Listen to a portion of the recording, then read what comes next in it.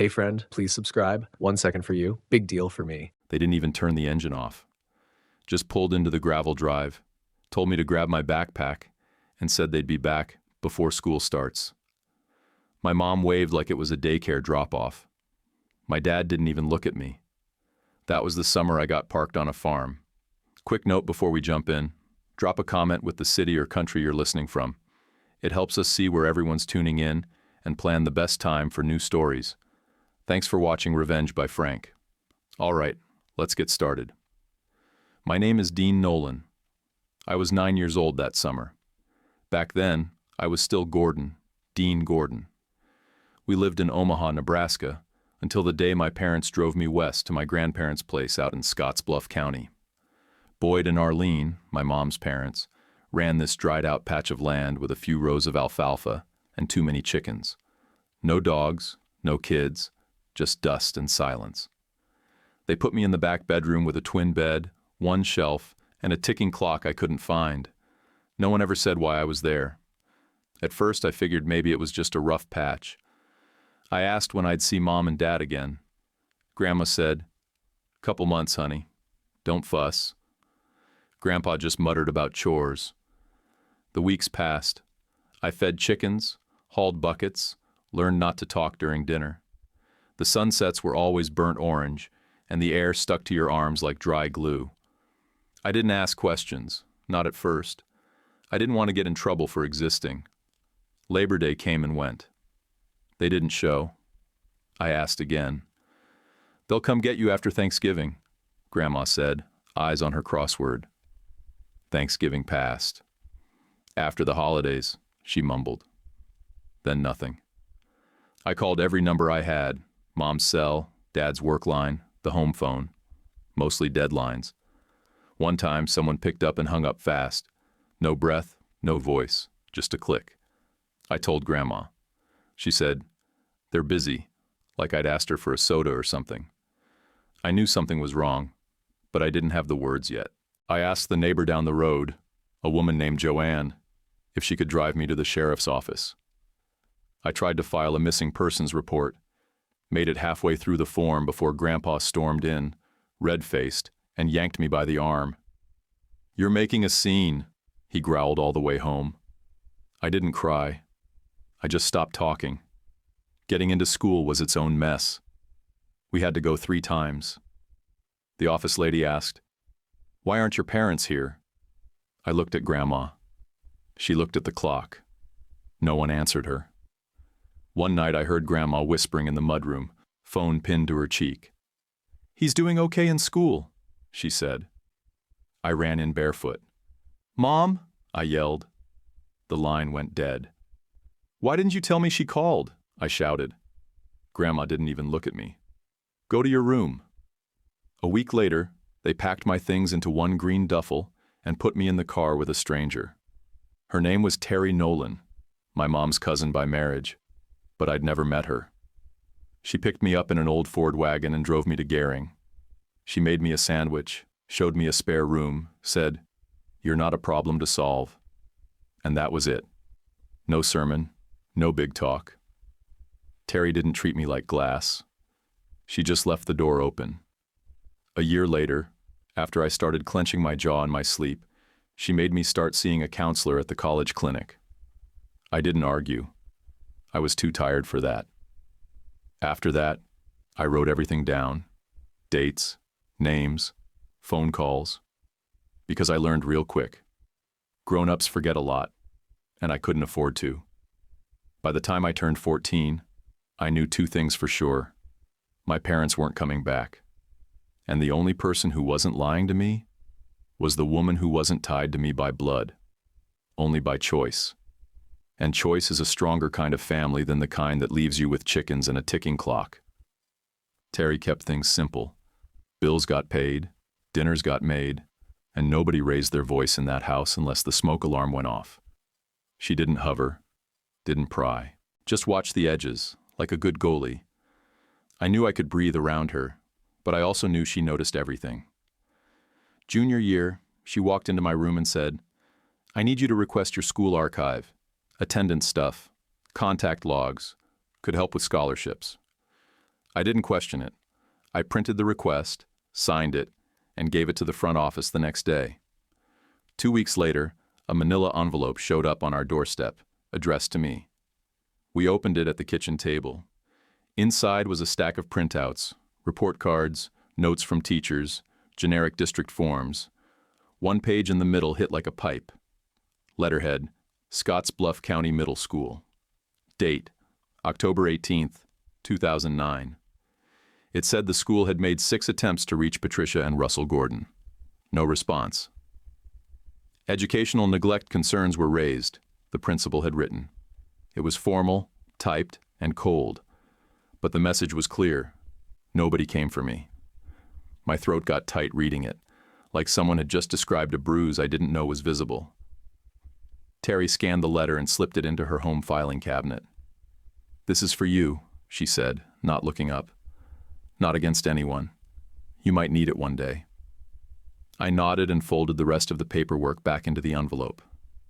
That night, I lay in bed, staring at the ceiling, remembering the way the office lady had asked, "Why aren't your parents here?" And no one answered. That letter filled in the blank I hadn't been ready to write. I graduated from Gering High with steady grades and quiet friends. No drama, no awards, just solid ground. I wanted out of Nebraska but didn't have big dreams, just enough drive to move east. Terry helped me look at colleges in North Carolina. She had a cousin there who ran a clinic, and the tuition made sense. I landed at a community college outside Raleigh, worked afternoons at a grocery store, and took a bus to campus 4 days a week. A year later, I transferred into a 4-year school downtown and moved into a low-rent place near a food truck park. I studied data systems and reporting logic, the kind of stuff nobody brags about but keeps things running on time. Turns out, I took to data the way some guys take to old Chevys: quiet systems, fixed rules, no guessing. I liked things that could be proved. I liked numbers because they didn't care who your parents were. After I graduated, I got picked up by the city's transit office as a junior analyst. My job was to sort through schedule delays and ride logs, flag repeat issues, and email the driver supervisors with reports. I didn't talk much. I documented. "Don't explain, just document," Terry always said. At 19, she slid a packet across the dinner table. Adult adoption forms. "Only if you want to," she said. "No pressure, just think about it." I stared at the line where my name was printed. Dean Gordon. It felt like a label on a can of something I didn't remember buying. I sat on it for a couple years. I didn't need a new mom. But I did need a name that didn't echo like a dare. At 22, I signed. Wake County Courthouse, 3rd floor, gray carpet. The judge asked if I was sure. I said, yes. We took a photo in the hallway. Terry smiled with her whole face. We got cupcakes from a grocery store and ate them in the car. The decree included the name change. Gordon out. Nolan in. It wasn't a rejection. It was a redirect. That fall, I met Audrey at a print house I used for schedule proofs. She had a pencil behind her ear and corrected one of my time blocks without asking. "You don't want this bus overlapping the 617, she said, smirking. "Unless you're into chaos." I laughed harder than I meant to. She had good timing, and I liked the way she didn't stall between thoughts. We got coffee, then we did it again. We did it. It was slow and simple. Walks, flea markets, and phone calls that didn't start with, "Sorry, just saw this." She didn't ask for the sad story. I gave it to her anyway one night, sitting in her kitchen while her cat hissed at the toaster. I said, "I'm the guy who got shelved like an extra winter coat. That's the headline." She reached over and squeezed my hand. "You're here now," she said. And that was it. No pity, no follow-ups. We moved in together 6 months later, a 2-bedroom off Wake Forest Road with squeaky floors and a tiny balcony. I was 24, holding a steady job, bills on autopay, and for the first time in my life, nobody was busy when I called. We had a rule in that apartment. Anything we said we'd do, we did. Trash out Tuesday night, rent paid before the 5th, no ghosts allowed in the living room. Sometimes I caught myself reaching for old thoughts, What if they show up? What if they want something? But I had Terry's filing cabinet, that envelope, the court decree, and a job with cameras at every door. I wasn't 9 anymore, and I wasn't in a back room with chickens outside my window. The truth was on paper now. The silence had timestamps, and my last name wasn't a hand-me-down anymore. It was earned. Turning 25 didn't feel like much. Audrey made cupcakes, Terry mailed me a card with a gas gift card inside, and we spent the weekend fixing a loose cabinet door in the kitchen. Life was small even, predictable. 2 weeks later, someone pounded on the door like they owned the building. I opened it and froze. Patricia, Russell, and my kid brother Dustin Gordon, 21 now, taller than me, shoulders slouched, eyes down. They were thinner than I remembered, dressed like they'd hit a department store clearance rack and called it Sunday best. Patricia smelled like floral air freshener and motel carpet. Russell had a file folder tucked under his arm, thick with papers. "Dean," Patricia said first, her voice breaking into a rehearsed tremble. "Oh, honey, look at you. You've grown up so well." Russell didn't bother with small talk. "We came because there's an issue that needs your attention. Family matter." Audrey appeared behind me, half in her robe. "Who's that?" "My parents," I said, the words scraping out.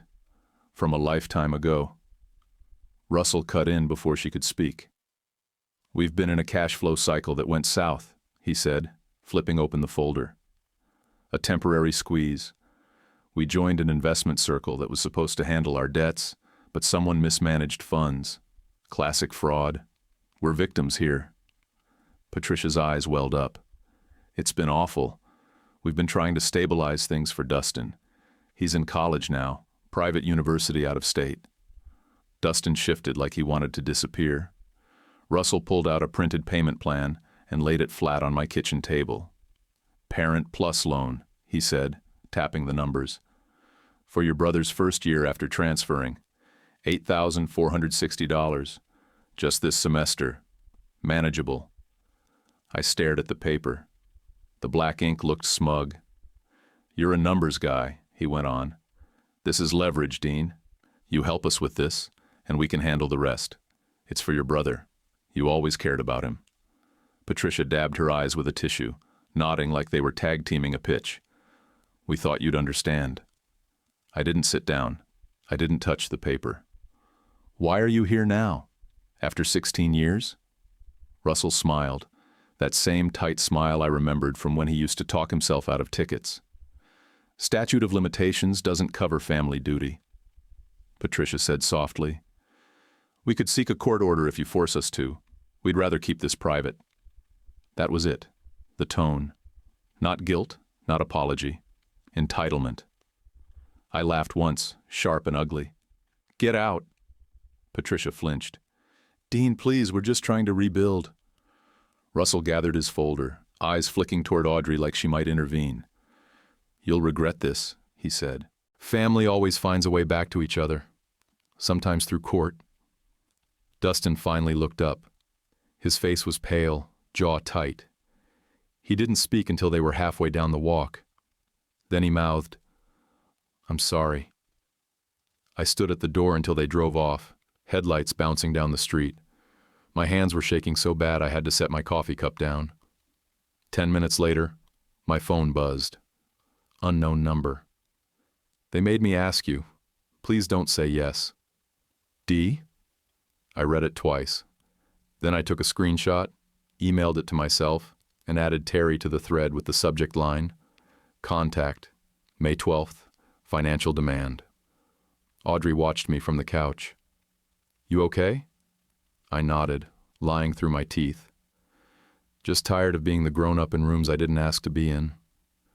She came over, set her hand on my shoulder, and said quietly, "Then don't let them in that room again." That night, I double-checked the locks and opened my old file folder, the one labeled Gordon, Patricia, and Russell. I printed the screenshots and stapled them behind the adoption decree. My paper fence, built one sheet at a time. The next morning, before I even finished my first coffee at work, I got an email from Patricia's Gmail. Subject line, urgent, family obligation. The message started polite. We don't want to escalate things, but your lack of support for your brother could be interpreted as neglect. Then it turned threatening. We are prepared to take legal action for family abandonment. She'd written it like a lawyer, but signed it, Love, Mom. I didn't reply. I forwarded the email straight to a legal aid intake form with the note, potential harassment, parental financial demand. Then I went back to my transit route audits. The bus logs didn't care about drama. They arrived or they didn't. By noon, I got another ping, text this time, from Dustin again. They said they'll come back tomorrow. Please don't answer. I typed, I won't. Stay safe. Don't let them pull you in. He replied a few minutes later, trying. They need someone to blame. That line stuck in my head all afternoon. When I got home, Audrey had made dinner, but we ate in silence. My appetite was gone. I checked the street twice before locking up. Before bed, I looked through the old school letter again, the one where the principal said they tried 6 times to reach Patricia and Russell. Same people who now wanted $8,460 and called it family duty. I slipped that page into a clear sleeve behind the printed emails. The next day was worse. They didn't show in person, but a reminder email landed mid-morning. We still have not received confirmation of payment. This can be resolved amicably. Below that, Patricia added a single line. Don't make us take this public. Public? What? A Facebook post? A GoFundMe about their son who wouldn't bankroll their mess? I almost laughed again, but stopped myself. People like them didn't joke. They cornered. I forwarded that one too. To myself, to Terry, and to a new folder labeled Threats. Around 3, my coworker tapped my desk and asked if I was okay. I said, just background noise, and went back to my spreadsheet. The city's on-time rate for Route 47 was down 3%. That was something real I could fix. That night, Audrey sat beside me on the couch, laptop open, scrolling through local lawyers. You want me to help you find someone? She asked. Not yet, I said. I just want them to stop. They won't, she said quietly. Not until they're told to. She was right. The first bus of trouble had arrived right on schedule. And if there's one thing I've learned, it's that trouble runs on time when you've got a family like mine. The next morning, I was posted at the Pool Road Distribution and Ops Center.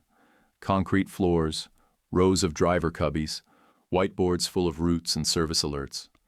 I rotated between sites, and that week was all about on-time checks and getting driver feedback for the fall schedule change. It was quiet at first. Just the buzz of dispatch radios and a couple drivers laughing about a coffee spill. At 10:15, security pinged me over the radio. Dean, we've got a couple visitors at the main desk asking for you by name. Say they're family. Should we hold them or call someone? Hold, I answered. I'll be right there. I had a clipboard in my hand when I walked out, 2 co-workers trailing me from the hallway, Lisa and Curtis, because I didn't trust myself to walk into anything blind, and there they were, Patricia and Russell, standing in the middle of a city operations building like it was their church foyer. Russell wore the same wrinkled jacket from the apartment visit, and Patricia had on big sunglasses like she was dodging paparazzi. No Dustin this time. Patricia smiled wide when she saw me. There he is, she said to the guard. Told you he works here. He's helping us. I didn't answer her. I turned to the guard. They don't have an appointment. They're not here for city business. I need them escorted off the property. Russell stepped forward, pulling out another manila envelope like he was presenting a resume. Dean, be reasonable. This is about responsibility.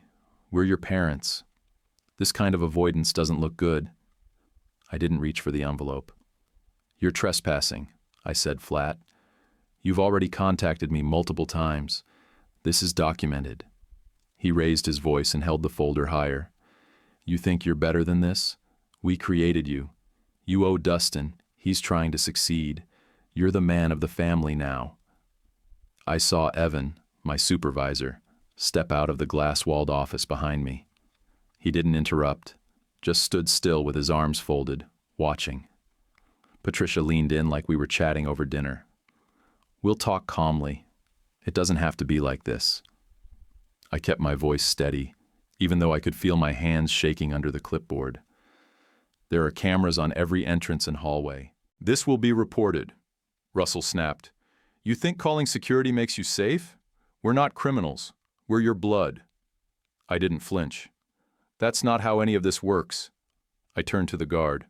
"Please escort them out. Make sure they don't come back through the lot." The guard nodded and motioned for a second officer to join him. As they walked Patricia and Russell toward the door, Patricia turned back with a soft voice like she was still trying to sell it. "You used to be so sweet, Dean. You're not this hard-hearted boy." I said nothing. She didn't deserve even a syllable. Once they were gone, I went straight to Evan. "You need a minute?" he asked. "Yeah," I said, not even pretending. "I'm filing this." He nodded. "Write it up. We'll log everything from our end, too. You've got 2 angles of footage. Cameras caught the whole thing." I sat in the break room and typed the report while my fingers still trembled. Every word was like a release valve. 10 minutes later, I had the security log, the visitor record, and 2 camera files exported to a thumb drive. By 2 o'clock, I was at the Wake County Courthouse, paperwork in my lap. Terry met me on the front steps. She didn't say much, just squeezed my shoulder and followed me inside. Filing the petition was mechanical. Fill in dates, list events, attach screenshots and emails. They took copies of the incident report and the security footage reference numbers. The clerk stamped the stack and said, "Judge will review it tomorrow morning. If they agree it meets threshold, you'll get a temporary order." I nodded. "That's fine." While we waited for the clerk to check the packet, my phone buzzed. "Dustin. They said they'll get you fired. I'm sorry." I typed back, "Not mad. Stay out of this if you can. It's not safe for you either." He replied, "Trying. It's getting harder." I didn't tell Terry what he said. Didn't need to. She sat beside me, quiet and steady, like a bookend that kept everything from falling over. Next morning, I went back to the courthouse alone. The judge skimmed the file, read the narrative section, looked at the emails, then signed the temporary no-contact order without asking many questions. 10 days. Formal review scheduled after that. When he handed it back, I stared at the page for a long second.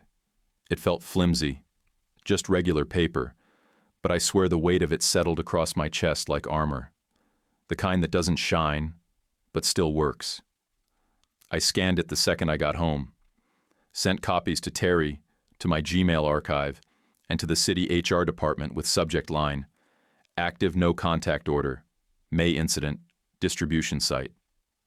I attached everything else, incident log, camera angle references, scanned envelope, no fluff, just the facts.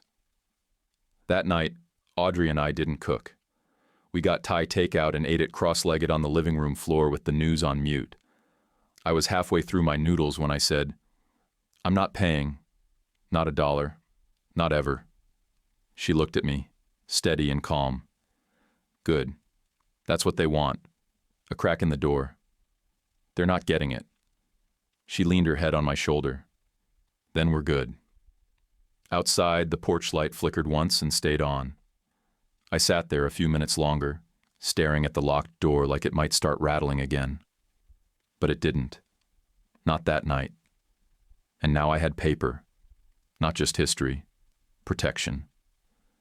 The air inside the library's meeting room felt too still, like the walls were waiting for a fight.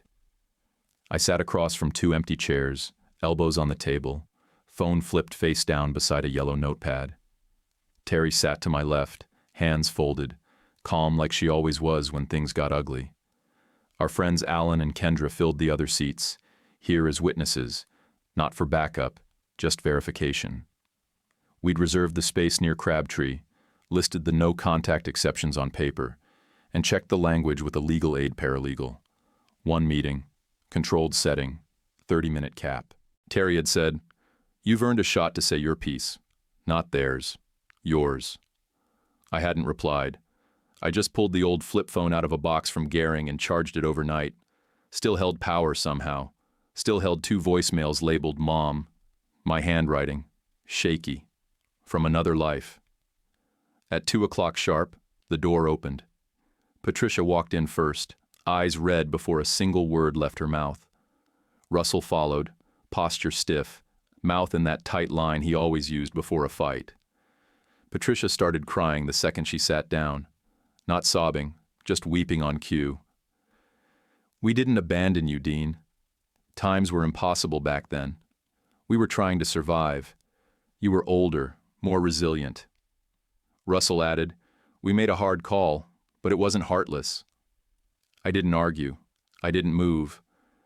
I picked up the flip phone, placed it in the center of the table, and hit speaker. The first voicemail played instantly. My voice hadn't touched it. No commentary, no edits, just raw sound. Patricia's voice, faint and tired. "We'll leave him with Mom for the summer. He's too much right now." That was it. No goodbye, no concern, just logistics. Patricia's jaw tightened. Russell sat perfectly still. Then I played the second one. Patricia again, laughing in the background. "Can we just not answer the school? They'll handle it."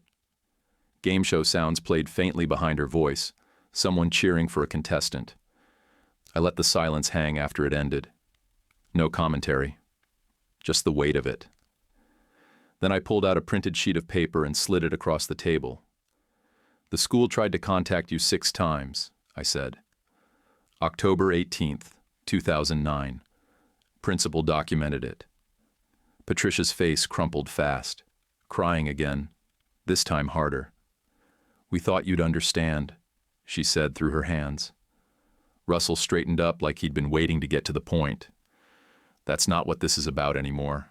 The past is the past. This is about your brother. We've already said, we're investing in Dustin's future." "Stop calling it that," I snapped. "I'm not your financial plan, and Dustin's not your leverage." They both went quiet. I didn't lower my voice. "I'm not your son legally. I was adopted. My parent is Terry." Russell's mouth twitched. "Adoption doesn't erase biology. You're still our blood." "And that means exactly nothing in court," I said. "So file whatever you want." He leaned forward slightly. "We will file. Civil court recognizes familial obligation." I leaned back. "Then I'll submit the incident report from the City Ops Center. Both voicemails, the school letter, the email threats, and the no contact order you've already violated. Let's see how it plays in front of a judge." Terry didn't move, but her hand rested lightly on the table, like a bookend again, keeping my edge from tipping. Right then my phone buzzed. I didn't hide it. I flipped it face up so they could all see the screen. Text from Dustin. "Please don't cover anything. I'll figure it out." I watched their eyes flick to it. Patricia blinked fast. Russell's nostrils flared. I slid the phone back beside the flip one. Patricia's voice got small. "Do you feel nothing for us? Nothing at all?" I looked at her, then at Russell. "I feel tired." I stood up. That was the end. Alan and Kendra stayed seated for a second, just enough time to make it clear the meeting was over. I didn't wait for the others to follow. I walked out of that room like I was leaving a freezer and stepping into August heat. My shoulders didn't drop. My lungs didn't ease. But the ice behind my ribs cracked a little. Outside, the wind hit warm and steady, and I kept walking until I couldn't see their car anymore. Terry caught up, pulled her keys out without a word. We got in, shut the doors, and sat in the quiet. My hands were still shaking. She didn't try to make it feel better. I didn't try to explain why it still hurt. I'd said the truth. All of it. And whatever they did next wouldn't change that. The car ride back from the library was quiet, but it wasn't heavy. For once, I felt like I wasn't dragging something behind me. Just sitting in the passenger seat with the window cracked, and Terry driving like she always did, One hand on the wheel, steady speed, never rushed. A few weeks later, Audrey and I got married at the Wake County Courthouse. Friday morning. 4 friends, no flowers, no drama. We signed the papers, kissed, then went out for barbecue ribs and cornbread at a place down the road where the waitstaff called everyone honey, and nobody blinked at a couple in wedding clothes eating with their fingers. It was right. No fake speeches, no out-of-town cousins, no audience waiting to judge the playlist. Just us, doing the thing. By September, Audrey was pregnant. We found out in the bathroom together, both staring at the test while her hand clutched mine so tight I had nail marks for an hour after. She cried, then laughed, then said, "Guess it's real now." We were still figuring out what that meant when Sabrina called. Sabrina is Audrey's older sister, and if you haven't met someone like her, you haven't been to enough wellness events. She sold enzyme tea, collagen sticks, under-eye patches, and whatever else the algorithm told her to hustle that week. Her whole personality ran on live streams, fake positivity, and ring lights. She offered to host our baby shower as a gift to the family. Audrey hesitated. She says she's trying to reconnect. She also says she's making 6 figures a quarter, I said, but her Venmo says otherwise. Still, Audrey wanted to believe the best. So we agreed to hear Sabrina out. She insisted on using a free venue in Atlanta, said it was owned by a friend who owed her a favor. It was over 400 miles from Raleigh. "It'll be luxe," she promised, winking into her phone camera during a video chat. "Instagrammable but still cozy. You'll love it. Trust me." I didn't. But Audrey said, "Let's just give it a shot." Her parents, Elaine and Martin, were traveling that weekend, already booked a cruise months before. They couldn't reschedule but wired us money for catering. Terry said she'd come with us. I was glad. I knew I'd need someone solid in the room. We drove down on a Friday night and got to the venue an hour early. It was in a strip mall, tucked between a vape shop and a bounce house rental place. The windows were blacked out, but I could see lights flashing inside. When we walked in, it hit me immediately. The whole place was lit like a photo shoot. Ring lights, tripods, wall banners with Sabrina's face on them, and 2 full tables of sampler kits. Most of the people there were strangers, all wearing matching lanyards that said, North Atlanta Growth Summit. Audrey froze at the door. Terry whispered, "This ain't a shower." Another pregnant woman, someone we'd never seen before, walked out of the back room wearing the exact same cream-colored dress Sabrina had said she picked special for Audrey. It still had the store tag tucked at the collar. I looked at Audrey. She looked at the cameras. Sabrina ran up holding a wireless mic and a champagne flute full of some green drink. "Welcome," she shouted, throwing her arms open. "Let's hear it for baby Brooks Nolan." The room clapped, but it was offbeat and confused. Someone asked if there was parking validation. Then Sabrina launched into her pitch. "This year," she said, "I'm empowering new moms to generate passive income from day one. No stress, no second job, no childcare worries. You can keep the income coming without extra shifts or childcare." She pointed at the kits. "We're launching 2 bundle options today, in honor of baby Brooks Nolan, and I'm gifting one to a lucky attendee." Audrey's mouth was tight. I took her hand and didn't say a word. I just turned and walked us out. Terry followed without a sound. I've never felt someone suck the air out of a room that fast. We got to the car and sat there with the doors shut, no one moving. Audrey finally whispered, "She used our baby to soft launch a product line." I said, "She used our baby in someone else's dress." Back at the hotel, Audrey cried while brushing her teeth. I didn't try to fix it. I just sat on the floor beside the bed and waited until she came out. I wrote a 3-sentence email to Elaine and Martin with the facts and no adjectives. Sabrina used our names and event to promote a personal business. Guests were not friends or family. We left after the first product pitch. On the drive home, Sabrina went live on Instagram and called the day a major collab. She tagged Audrey's account. I clipped the footage with the date and time overlay and saved it to the receipts folder. That night, Audrey sat down across from me and said, "I want her blocked from anything baby-related. No announcements, no photos, nothing. I said, "Done." Terry nodded. "You don't owe her a redo." Elaine texted us later that week and said she supported the boundary. Martin followed up with a separate message. "We had no idea. It won't happen again." We moved all baby registry info to private. No more public lists, no social media tags, no updates without approval. New rule, same boundary system as everyone else. Show up or stay out. No in between. Audrey said she didn't need another baby shower. I told her that wasn't the point. Elaine planned the whole thing in a week and a half. Paper invites, RSVP cards, 2-sheet menu printed from her home office, all without asking for anything from us. She booked a community room at a rec center in Cary for late October. Bright walls, folding chairs, plastic tablecloths that matched the cake plates. 52 guests showed up. People we knew, people who'd actually shown up over the years. Neighbors, church friends, Audrey's old co-workers, one of my route techs.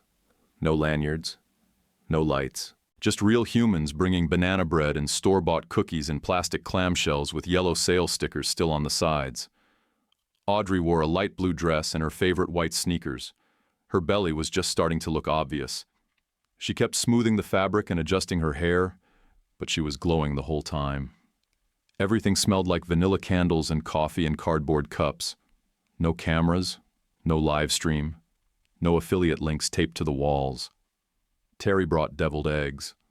I brought folding arms and small talk. Audrey was halfway through opening gifts when it happened. The door slammed open like someone had been practicing it. Sabrina.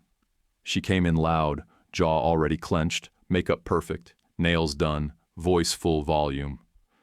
"So this is what cutting someone off looks like?" she shouted. "This is how you treat your family after they give you everything?" Every conversation stopped like it hit a wall. Elaine didn't move fast. She didn't flinch. She just stepped forward like a slow tide and stood in front of Sabrina at the door, hand on the knob. "You're leaving," she said flatly. Not a whisper, not a scream, just final. "You don't get to do this to me," Sabrina snapped.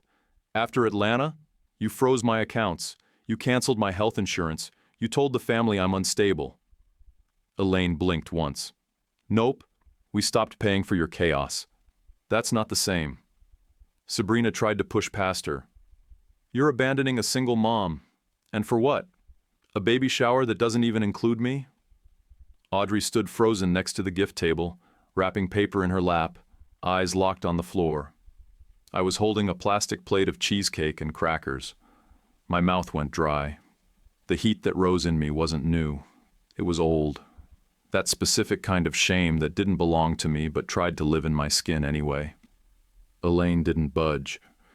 "You are not welcome here today. You made your choices in Atlanta. We saw them. And we're not pretending it didn't happen." Sabrina started to speak again, but Elaine held up a hand. Just her palm. No words. And then she turned her wrist, opened the door wide, and waited. It took Sabrina a full 10 seconds to realize no one was coming to her defense.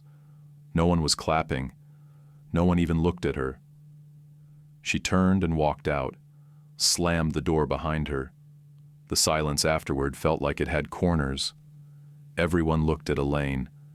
She stood there a moment longer, then turned around slowly and walked back to the middle of the room. "I'm sorry," she said, voice steady. "To all of you.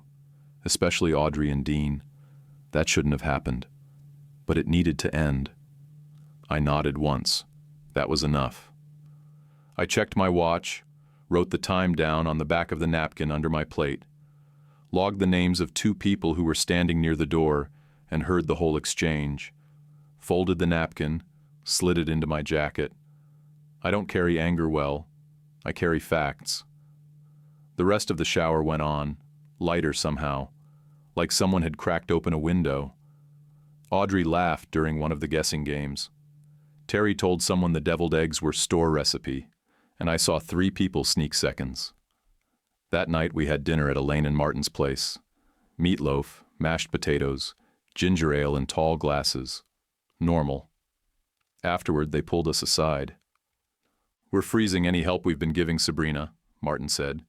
"No more rent coverage, no more monthly transfers, no more phone bill surprises." Elaine added, "We love her. That won't change. But we're done funding the show." I didn't say anything for a minute. Then I said, "That's going to come with noise." Elaine smiled without smiling. "We've got earplugs." Sabrina posted a story 2 days later. Black and white filter.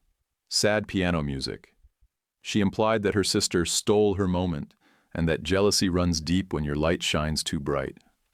I didn't respond. I clipped the video, saved it to the folder, and left it alone. 2 nights after the shower, I got a long message from Dustin. "I signed up for work study, got placed in campus tech support. The state grant came through for $2,750. I'm trying, man. Sorry they dragged you into this again." I texted him back. "Proud of you. Sent you 3 links: bursar's office, meal plan waiver, emergency housing form.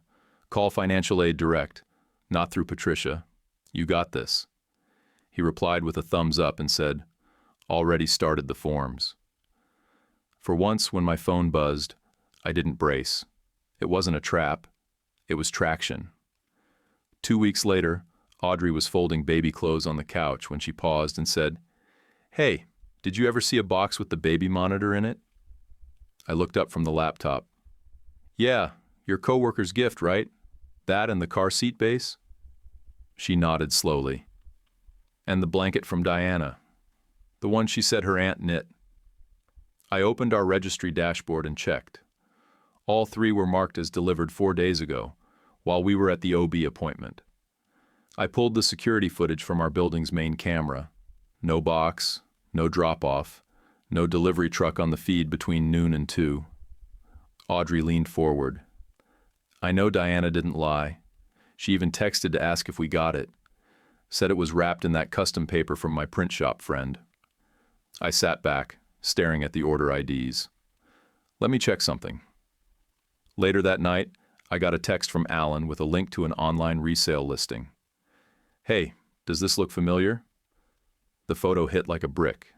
Same monitor model, same brand of car seat base, same exact wrapping paper, with a tiny repeating icon in the corner. A tiny stylized BN for Brooks Nolan that Audrey's designer friend had added to the pattern. The listing name was Newborn Starter Set, Local Pickup Only. Seller, Bree North.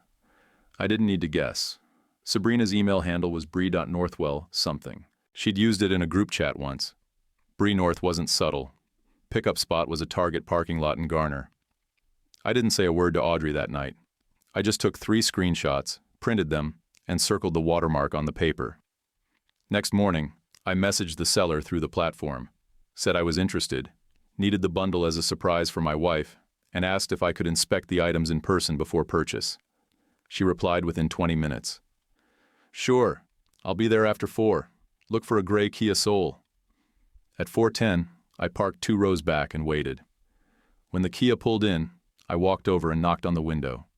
The woman in the passenger seat, not Sabrina, rolled it down halfway. "You here for the baby bundle?" she asked. I smiled politely. "Mind if I take a quick look? I want to make sure everything matches what my wife's expecting." She opened the rear door and pointed to the box. It was taped shut, but not well. I peeled the edge gently. Inside was the monitor, still in gift wrap, but with the name tag scratched out.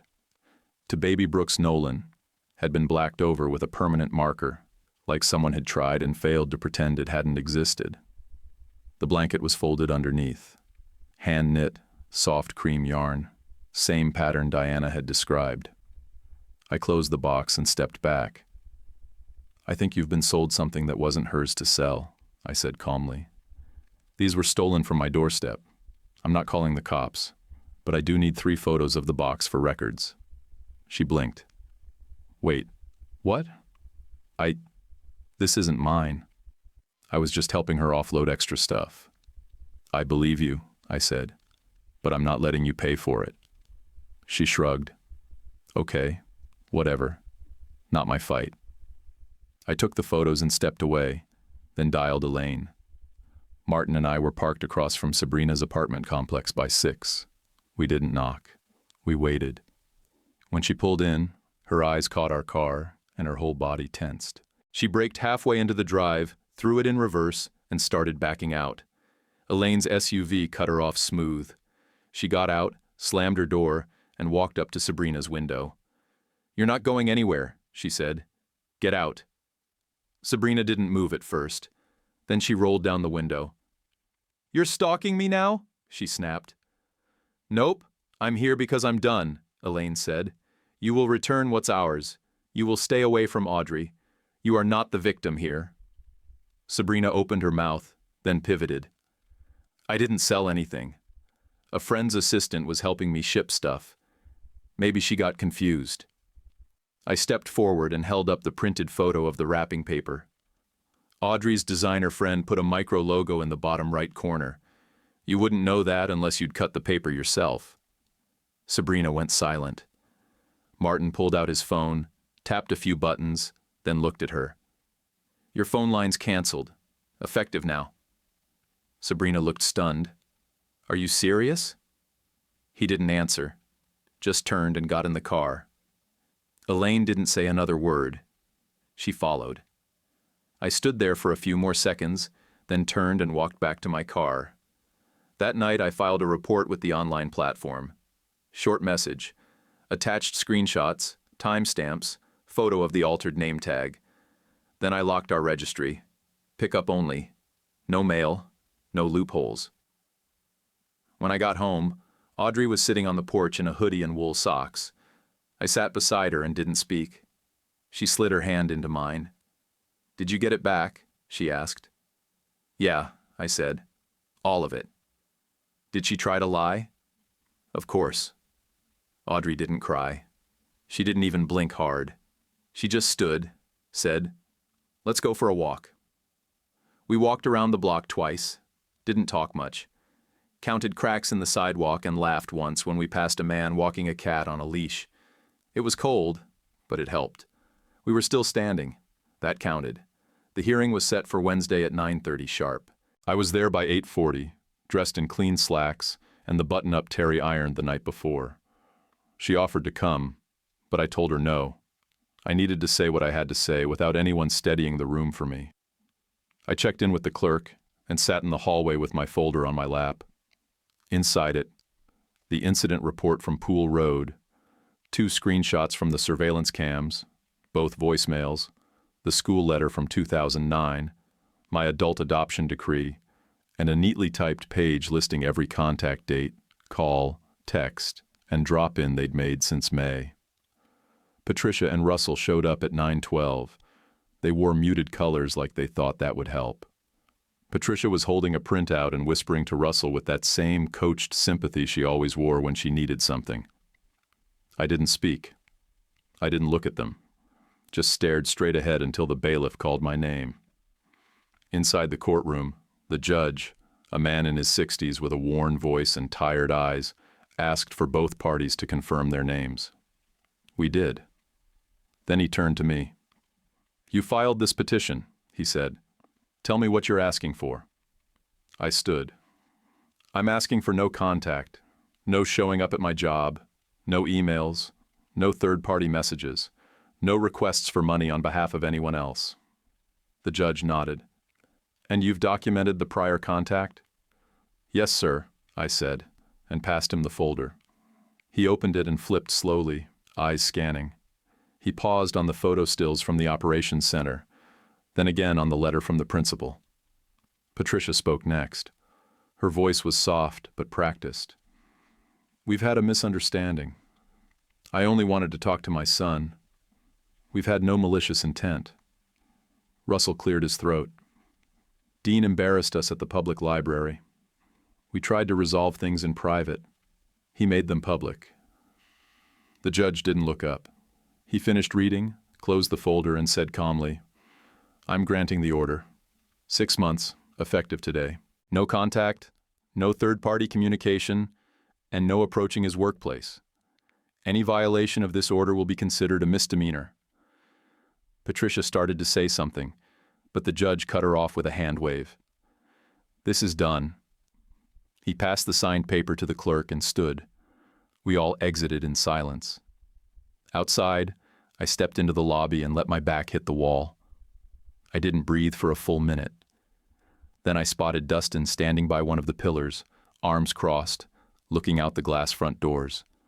He looked older, still skinny, but more solid somehow. When I walked up, he pulled me into a quick one-arm hug and let go just as fast.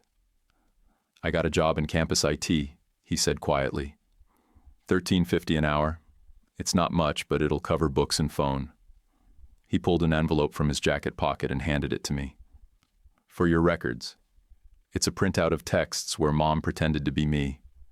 I found them on her old phone when she left it at my place. I took the envelope and nodded. "Thank you." Dustin scratched the back of his neck. "You didn't have to do any of this." "I know," I said, "but I had to do something." That night, Elaine made meatloaf and roasted carrots. Audrey looked tired, but she smiled more than I'd seen all week.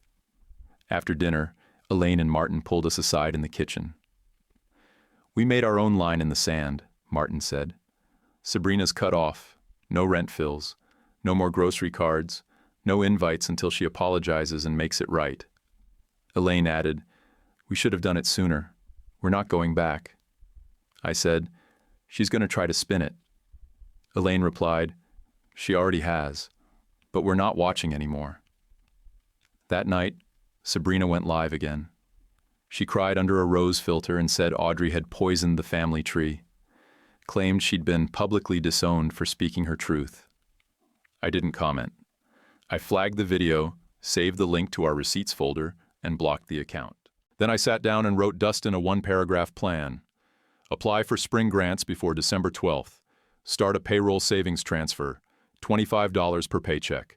Buy used textbooks only. No money through Patricia. Ever. He texted back a photo of his new student ID and a thumbs up. I plugged in my phone, set it down, and didn't touch it for the rest of the night. For the first time since the knock on my door that started all this, I slept straight through. 8 hours, no interruptions, no bad dreams. Just silence. The good kind. Caleb was born on a Tuesday afternoon in February. It had rained all morning, then cleared just in time for us to drive to the hospital with the windows cracked open. Audrey held my hand until her knuckles turned white, and I stayed right there, useless and steady, counting her breaths and drinking cold vending machine coffee. He came out squalling and red-faced, healthy and loud. We named him Caleb because it was a good name, strong and clean, not tied to any apology, not borrowed from someone who'd try to claim it later. It just fit. In the delivery room, I had a small spiral notebook in my back pocket. Habit. I didn't pull it out, just felt the press of it against my leg the whole time. I laughed once when I realized I'd written contractions start with a timestamp earlier like I was logging a bus delay. Old dogs. Old tricks. A week later, after Audrey was home and sleeping in snatches, I mailed Dustin a used laptop I'd cleaned up myself, wiped the drive, ran updates, stuck a Post-it on the keyboard with a login and password.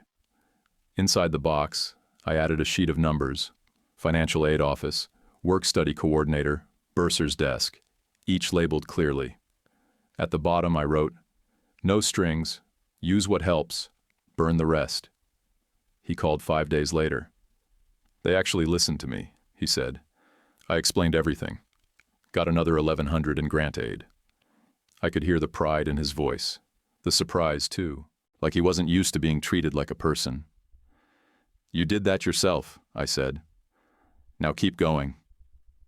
Terry came by that weekend with banana bread in a wrapped frame. She'd printed my adoption decree and hung it beside a photo of Audrey holding Caleb in her arms, both of them half asleep. "Family made by action," she said, "not argument." The wall looked full for the first time, like we lived here now, not just passed through. One afternoon, Audrey opened an email from the marketplace where Sabrina had listed the stolen gifts. "Says her account's been suspended," she read aloud. "Policy violations. Multiple." I didn't ask what they were. I already knew. Elaine stopped by later that week with a plain grocery bag. Inside were the blanket and monitor, cleaned, no tags, folded neat. She didn't make a speech, just handed it over and said, "I should have caught it sooner. I'm sorry." I told her she didn't need to be sorry, just consistent. She nodded. That seemed fair. No one from Patricia or Russell's side contacted me again. No letters, no drive-bys, no fake texts from spoofed numbers. But I still kept everything. Paper copies, screenshots, timestamps, text logs, voicemail backups. Not because I was scared, because that's who I am. I don't think about revenge much. I think about outcomes. They were hoping for a wallet with my face on it, something they could squeeze when their plan fell apart. What they got instead was a paper fence and their own debt. The closest I ever came to satisfaction was playing that old voicemail, tinny and direct, and watching the truth land on a table with 4 people around it who couldn't lie anymore. That moment still sits in my chest like a locked drawer I never open, but I know it's there. I can't fix what Dustin grew up in, just like he can't rewrite what I lost, but I can make sure neither of us gets used for someone else's lesson again. On Sundays, Audrey and I take Caleb to the park off Whitaker Mill. The buses run light, the trees line the sidewalks like they're watching over the neighborhood. I pack coffee. She brings a blanket. Caleb kicks in his stroller like he's testing the brakes. We sit quiet sometimes, just counting dogs and watching old folks play chess. Every time I leave the house now, I know what I'm walking into. Every time I come back, I know who I'm coming home to. That's enough. I don't owe anybody anything except the people who show up and stay. If someone from your past kept crossing your boundaries like Dean's parents did, would you cut them off for good or give them one last chance? If this story hit you, drop a comment. Tell us what you'd do, or just write "great story" to show support. And don't forget to like and subscribe. It means a lot to us, and for you, it's just one click. Thanks for listening and for being here. YouTube picked this for you. Tap it. Let's see if they guessed right.